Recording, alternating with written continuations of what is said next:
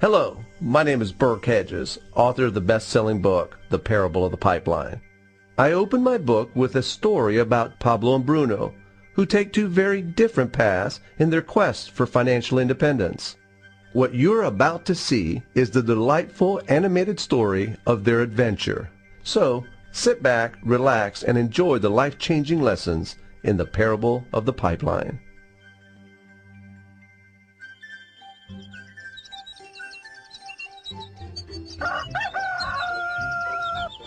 Far away, in a small village, near a beautiful valley, lived two friends, Pablo and Bruno. They were both young and dreamed of a better life for themselves.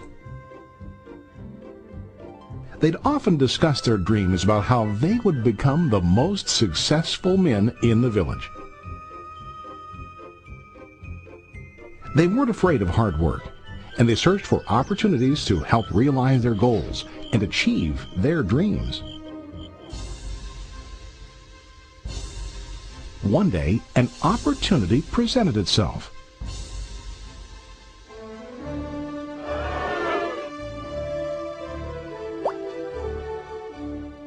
The mayor of the village decided to hire two people to bring water from a spring up on the mountain, across the valley, back down to the village. They were to be paid based on the amount of water delivered to the village. Bruno and Pablo enthusiastically got to work. Every day, from morning till evening, they carried buckets to and from the spring. They worked hard, carrying water to the village. In the evening, they'd return home with their day's wages.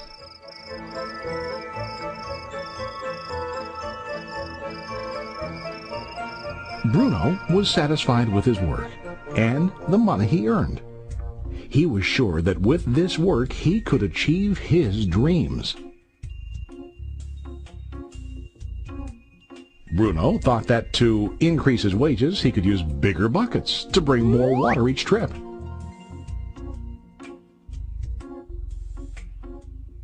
He believed with a larger income he would soon be able to buy a cow and the house that he dreamed about.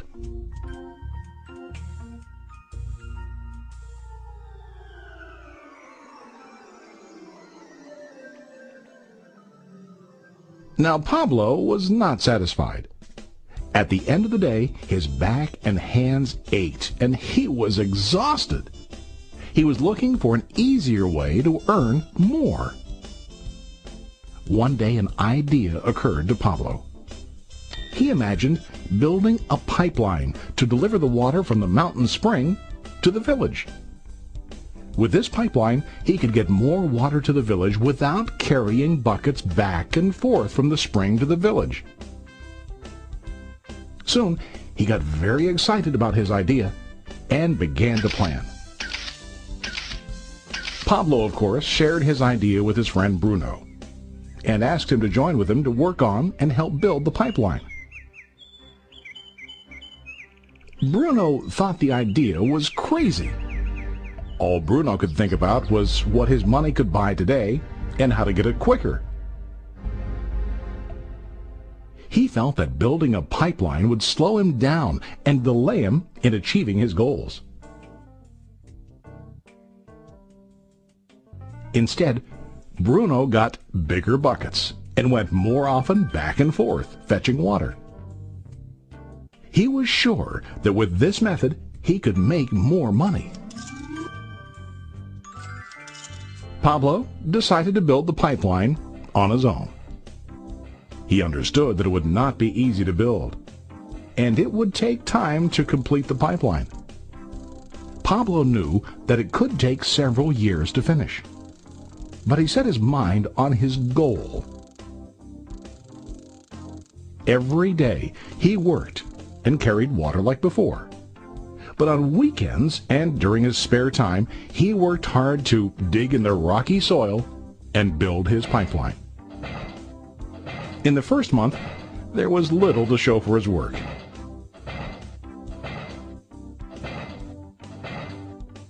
Bruno and the villagers laughed and teased him. They called him Pablo the Pipeline Man. During this time, Bruno's income doubled. He already bought a cow and a bigger house. His lifestyle changed. He now spent time after work in the bar, enjoying his hard-earned wages from delivering water.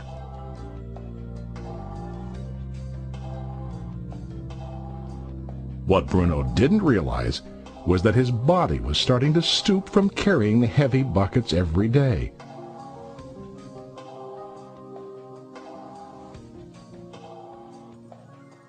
His face looked worn and his body tired.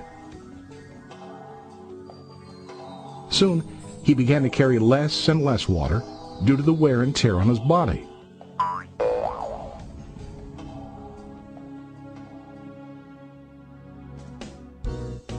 Month after month, Pablo worked.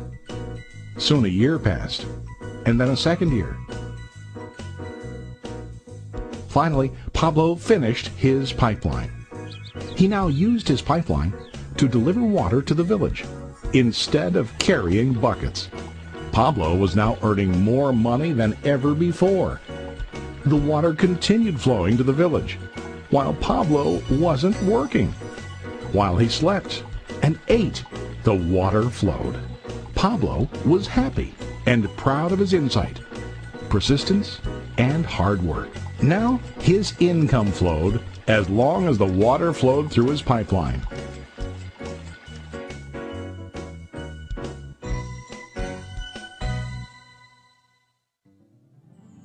The story of Bruno and Pablo is a reflection of life.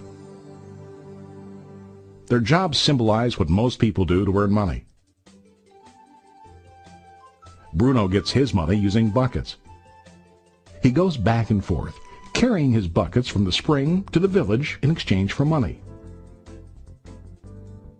To increase his income, he either has to go more frequently to the spring or to use larger buckets. It's common in real life to increase our income by working harder. For example, working overtime or getting a second job. We also increase the size of our buckets by accepting a higher paying position, which often includes spending more time on the job. Most of us exchange time for money like Bruno. We know that every person has only 24 hours in the day and that it's not possible to use all our time to work. The most difficult time comes when we can no longer exchange time for money due to age, health, or other reasons. Then, our income stops. Now let's review what Pablo did. Very wisely, Pablo did not exchange all of his time for a limited income, but he used some of his time to build a pipeline. He knew that the pipeline would bring ongoing income as long as the water flowed. An ongoing income that multiplied the time he worked each day. Pablo knew that someday, maybe because of age or health, he would no longer be able to exchange his available time for money. Pablo knew that if he could make his idea of a pipeline work, then he only has to do the hard work of building the pipeline.